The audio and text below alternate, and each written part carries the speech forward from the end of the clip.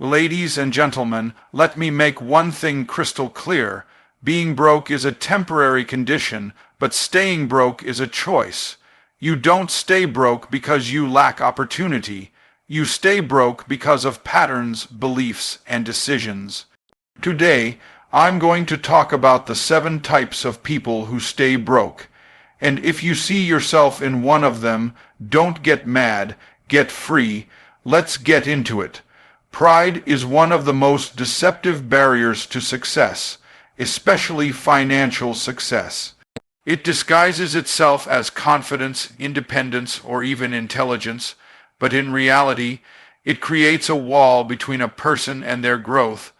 The person who believes they already know everything has closed the door to learning anything new. And if you can't learn, you can't grow.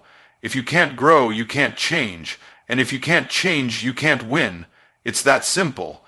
Many people stay broke not because they lack information or opportunity, but because their pride won't allow them to receive instruction. You've seen this before. The moment someone tries to offer advice or correction, pride kicks in. I already know that. That doesn't work for me. I've tried everything. These are statements of the stuck. These are the words of someone who would rather protect their ego than improve their situation. Pride prioritizes the appearance of strength over the pursuit of growth. And here's the irony. True strength is found in humility. True power lies in the ability to say, I don't know everything, and I'm willing to learn. Humility is not weakness. It is wisdom. It is the recognition that there is always another level, that someone else might know something you don't, that you haven't mastered every area of life. The person who walks in humility becomes a magnet for mentorship, wisdom, correction, and ultimately, transformation. The person filled with pride rejects these things and wonders why they're still stuck, why they're still broke, why the breakthrough hasn't come. Pride also resists accountability. Someone with a prideful mind doesn't want to be told they're off track. They see correction as criticism rather than construction. They push away the very people who could guide them to a better life because they can't bear the thought of being seen as imperfect. But no one gets to the top without guidance. No one builds wealth alone. No one builds discipline, strategy, and consistency in a vacuum. If you can't submit to instruction, you'll stay in dysfunction. There's also a kind of pride that masquerades as independence. The I'll do it myself mentality. It sounds noble at first. It sounds strong. But in most cases, it's just masked insecurity. People who are truly secure don't fear learning from others. They're not intimidated by someone else knowing more than them. They don't shy away from mentorship or systems that work. The most successful people in the world hire coaches, study under mentors, and sit at the feet of those who have gone further. The prideful, broke person sits in isolation, stubbornly clinging to methods that clearly aren't producing fruit. Another way pride keeps people broke is through the fear of looking wrong or starting over. Instead of pivoting when a strategy isn't working, pride makes them double down. They're more concerned with not admitting failure than with actually fixing the failure. They'll ride a broken business model into the ground. They'll defend a terrible financial habit. They'll avoid learning a new skill that could change their life because they don't want to be a beginner again. But the truth is, growth always requires being a beginner at some point. There's no elevation without transition, and transition is uncomfortable. In the marketplace, pride keeps people from charging what they're worth. It tells them if people don't buy at this price, it means you're not good enough. So they underprice, or it says, no one can do this better than you. And they try to do everything themselves instead of delegating or hiring help. It tells them, you don't need to learn marketing, or you don't need to understand finances, and they stay broke because they've confused talent with business acumen. Pride will have you thinking that being good at what you do is enough. It's not. Being good is the baseline. Learning how to deliver, position, scale, and monetize what you do. That's the difference, maker. Even spiritually, pride is a killer. It convinces people they don't need divine guidance or wisdom beyond their own logic. It silences prayer, it silences seeking, it silences surrender, and without those things you're flying blind. Pride says, I got this. Humility says, I'm open to better. One keeps you stuck, the other moves you forward. People often wonder why the same doors keep closing, or why the same cycles repeat. Many times, it's not a curse. It's just character, and character is shaped in humility. Pride delays the process. It keeps the lid on your potential. It makes you defend dysfunction. It makes you resistant to revelation, and the cost is heavy, because while pride may protect your image in the short term, it will bankrupt your future in the long term. Excuses are the invisible chains that keep people locked in mediocrity. They're comforting, they're convenient, and they're completely destructive. People who stay broke often have a long list of reasons why they can't win, why they can't start the business, why they can't invest, why they can't save, why they can't grow. But here's the truth. Asterisk, asterisk, excuses don't pay bills. Ownership does asterisk, asterisk. The second you stop justifying your lack and start taking responsibility for your outcomes, everything changes. Excuses give you temporary relief, but they steal your long-term reward. They allow you to feel safe in your failure. They let you blame everything around you instead of confronting what's inside you. And yes, you might have had a rough upbringing. Yes, maybe you didn't get a head start. Yes, maybe the system isn't in your favor, but none of that changes this. Asterisk, asterisk, your breakthrough is still your responsibility, asterisk, asterisk. No one is coming to save you. If you don't own your progress, your pain will own you. There are people walking around with the same education level as you, the same background as you, even the same setbacks as you, and yet they're thriving. Why? Because instead of making excuses, they made adjustments. Instead of repeating the problem, they pursued the solution. Excuses are easy, execution is rare, and success always follows the rare. Some people use time as an excuse. I don't have enough time. But let's be honest, you don't have a time problem, you have a priority problem. The same 24 hours that billionaires get, you get.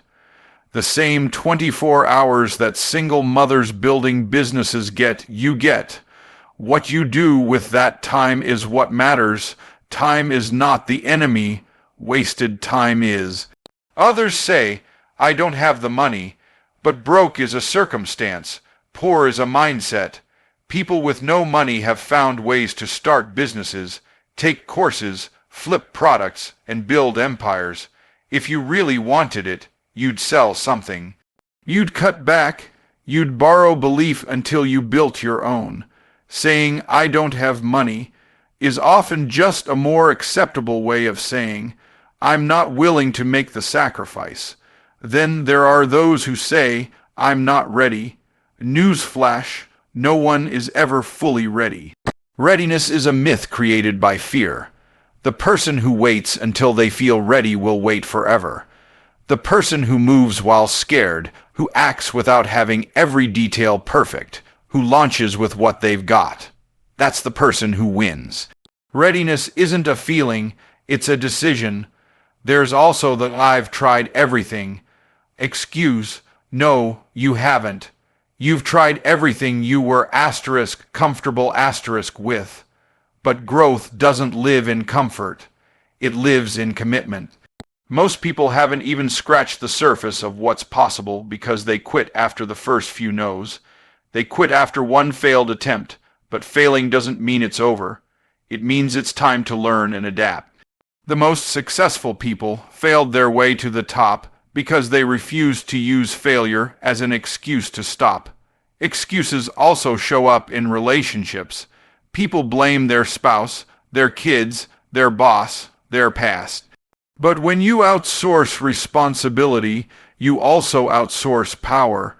As long as it's asterisk, their fault asterisk, you're powerless. But when you say, it stops with me, you take the power back. Ownership doesn't mean it's your fault. It means it's your fight.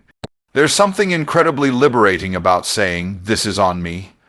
Because if it's on you, that means you can change it. That means you're not a victim. You're a victor in training. But you can't win a war you won't admit you're in. If you're broke, don't defend it. Don't justify it. Don't spiritualize it. Don't normalize it. Decide to change it. You don't get paid for what you intended to do. You don't get paid for what you could have done. You get paid for what you actually do.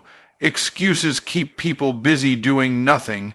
They sound smart, they feel safe, but they're expensive. They cost time, they cost opportunities, they cost legacy. And the cost is always greater than the comfort. There's a mindset that keeps people locked in financial struggle without them even realizing it. The Freebie Hunter mentality. This person is always chasing the next free event, free course, free ebook, free training, free mentorship. On the surface, it seems smart. Why pay for something when you can get it for free? But what most people don't understand is this. Asterisk free will give you information, but only investment brings transformation. Asterisk. People who stay broke often confuse activity with progress. They sign up for every free webinar, take every free class, and attend every free workshop, but they never invest. Not in themselves, not in their education, not in their business. And as a result, they never get to the next level, because what you don't pay for, you rarely value. What you get for free, you're not committed to. And where there's no commitment, there's no change. The Freebie Hunter consumes content but never executes. They are full of ideas but empty on implementation. They know the terminology, but they don't have the transformation.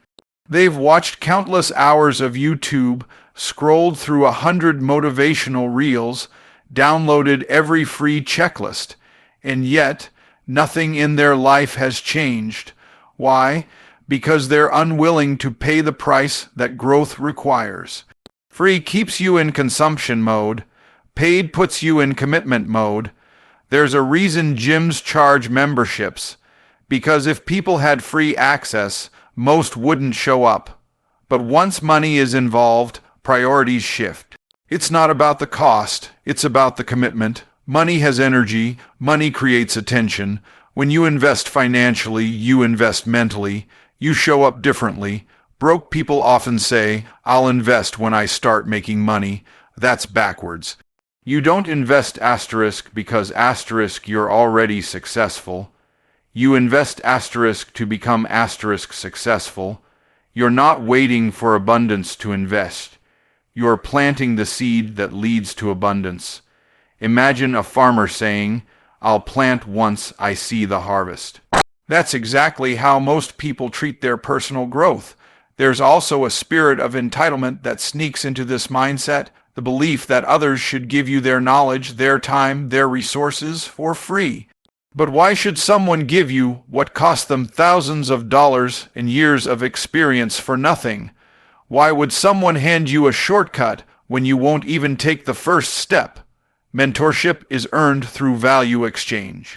And sometimes that value is your attention, your commitment, or your investment. Now, it doesn't mean all free resources are bad. They can help you get started. They can inspire, inform, even spark an idea. But if you want deep change, if you want strategy, access, accountability, and lasting results, you're going to have to invest. Because the level of change you're praying for is often locked behind a paywall. And not because the person offering it is greedy, but because real transformation always requires sacrifice.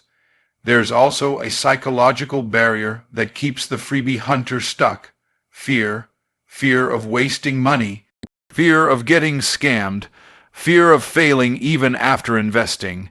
But if your fear of loss is greater than your desire for growth, you'll always stay small. You'll talk big, dream big, but live broke. At some point, you have to believe that you are worth the investment. That your future is worth more than your fear. That your potential is more valuable than your excuses. And here's the uncomfortable truth. The longer you stay in free mode, the more expensive your delay becomes. Because every day you don't act, you're missing out on income, influence, and impact. You're delaying your results. You're extending your struggle. Free may save you a few dollars today, but it can cost you millions over a lifetime. The freebie mindset isn't just about money. It's a reflection of how much you believe in yourself. When you don't invest, you're telling yourself, I'm not worth it. But when you step up and pay the price, whether it's time, money, or effort, you begin to transform not just your finances, but your identity. Overthinking is the silent killer of success. It doesn't show up as laziness or fear, it shows up as logic, as caution, as planning. It disguises itself as preparation, but what it really is, most of the time, is procrastination in a suit.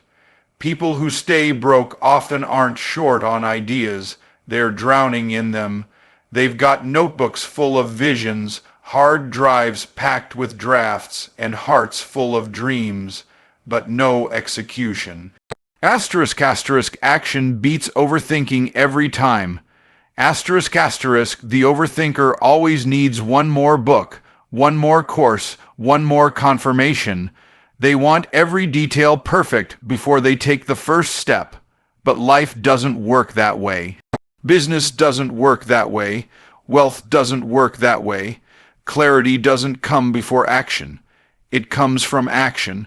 You don't find the perfect path by standing still. You discover it by walking. Overthinking is fueled by fear. Fear of failing, fear of judgment, fear of wasting time, fear of making the wrong move. So instead of doing something imperfectly, they choose to do nothing at all, and they convince themselves it's smart. They call it being strategic. But the truth is, the longer you wait, the more opportunities you miss. The market doesn't pay you for what you think about doing. It pays you for what you actually do. Broke people tend to mistake over-preparation for productivity. They feel busy. They're constantly researching, planning, mapping, brainstorming. But busy isn't the same as building. You can plan for years and still have nothing to show for it.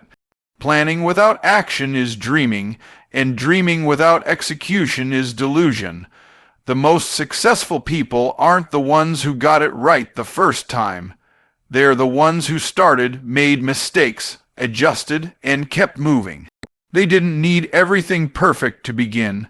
They needed courage to move. They launched the course without the perfect website.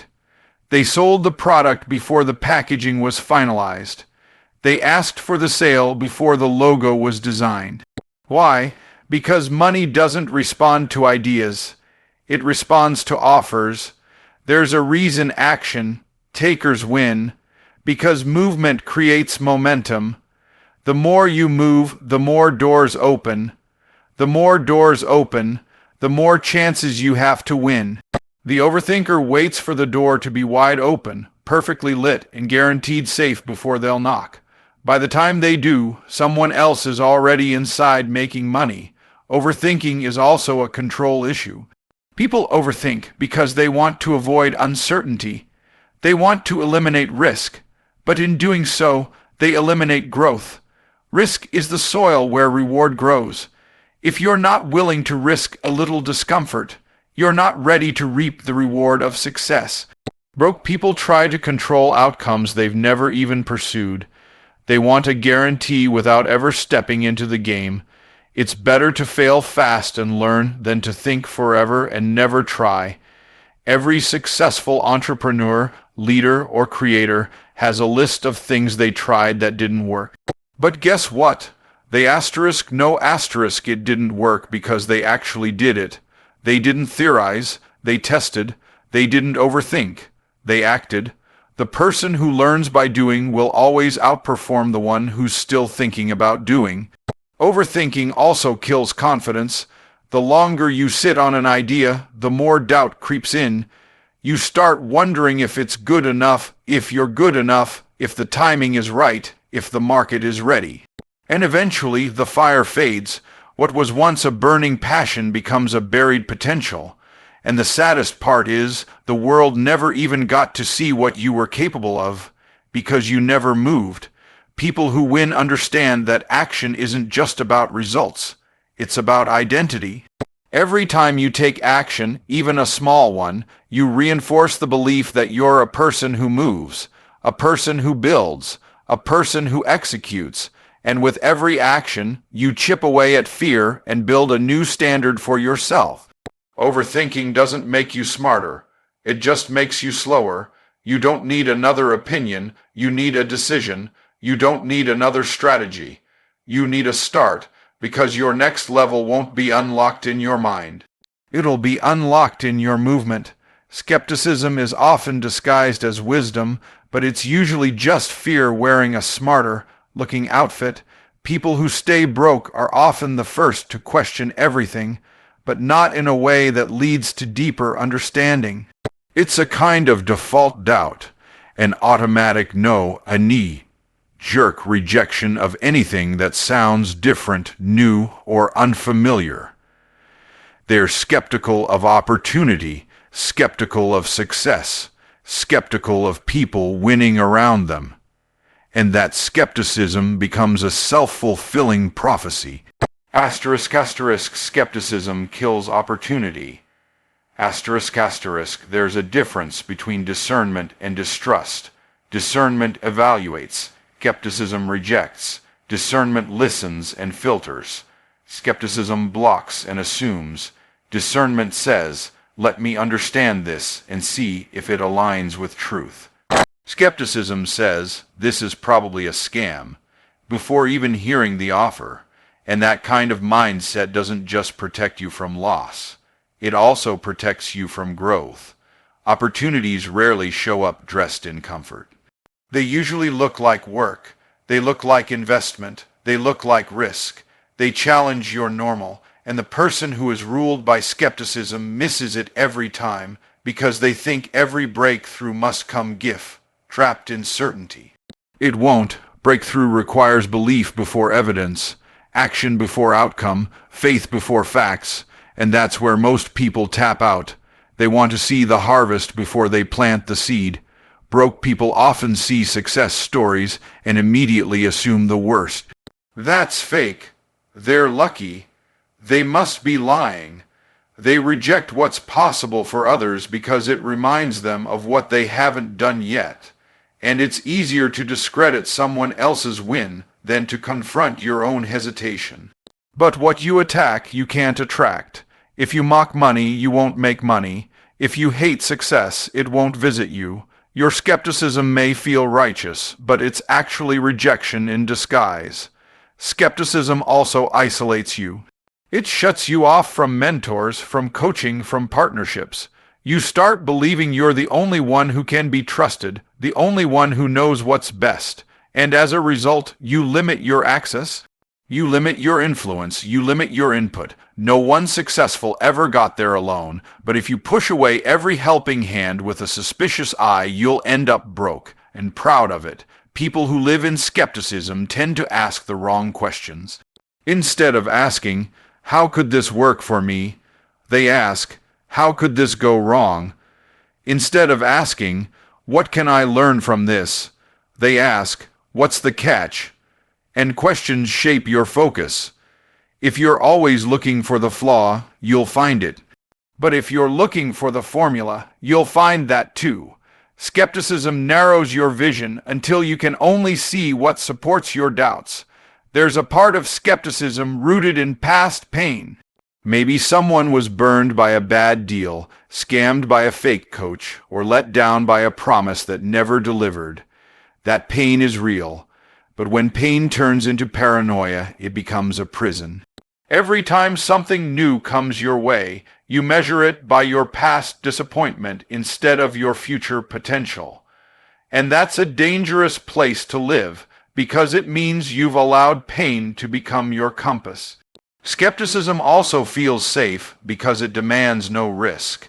If you say no to everything, you don't have to face failure. You don't have to look foolish. You don't have to stretch. But you also don't get to grow. You don't get to win. You don't get to change. Skepticism gives you an excuse to stay where you are, broke, stuck, and bitter, while blaming the world for not being trustworthy. The truth is, winners are learners. They don't believe everything blindly, but they stay open. They ask questions, but they don't question everything to death. They do due diligence, but they also take steps. Skepticism without action is just stagnation. And the person who is more committed to being right than being rich will stay exactly where they are. Comfort is the enemy of progress. People who stay broke often live in cycles of just enough, not because they lack potential, but because they're addicted to comfort. They've built routines, habits, and environments that feel safe, familiar, and easy, and they mistake that for success. But real growth doesn't live in the comfort zone. Asterisk, asterisk, it lives in discomfort, in pressure, in demand, asterisk, asterisk. Comfort tells you that tomorrow is a better day to start. Comfort tells you that staying here is safer than going there. Comfort whispers you're doing okay, even when you know deep down that you were made for more. It's a seductive lie because comfort never shows up as pain, it shows up as ease. But ease is not your ally when you're trying to elevate. Broke people often choose comfort over calling. They want a better life, but they don't want to be stretched. They want increase, but not inconvenience. They want the reward without the risk, the success without the sacrifice. And that's not how it works. Every level of success demands a new level of you. It demands that you change the way you think, the way you speak, the way you spend, the way you show up. Comfort is a trap that feels like a cushion. It's the job you hate but won't leave. It's the business you won't launch because your life is busy. It's the friends you know are holding you back, but you keep around because you've known them for years. It's the dream you put off because this isn't the right time. Comfort lets you stay broke without guilt because you've convinced yourself that stable is better than struggle. But there's a kind of struggle that births strength. There's a kind of pressure that produces purpose. Comfort doesn't make you better. It just keeps you the same. Growth requires challenge. And challenge never feels good in the moment, but it always brings fruit in the end. People who grow financially stretch financially. They take uncomfortable steps, invest in coaching, start the business, make the calls, show up when it's inconvenient. They embrace new habits even when the old ones feel easier. They reject the lie that this is just how it is, and decide that how it's been is not how it has to stay. Comfort will have you defending smallness. It will have you justifying procrastination. It will have you normalizing mediocrity.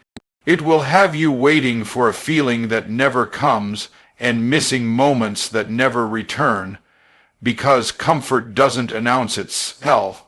It just gradually erodes your ambition, one excuse at a time, one delay at a time. One compromise at a time. The worst part, comfort lies to you in a voice that sounds like wisdom. Don't overdo it. Don't burn out. Play it safe. But those who win know that there's a difference between wisdom and fear. Fear wrapped in comfort will steal your future. And what feels like rest may actually be resignation. You're not tired. You're just uninspired. And inspiration doesn't come from staying still. It comes from movement, from stretching, from becoming.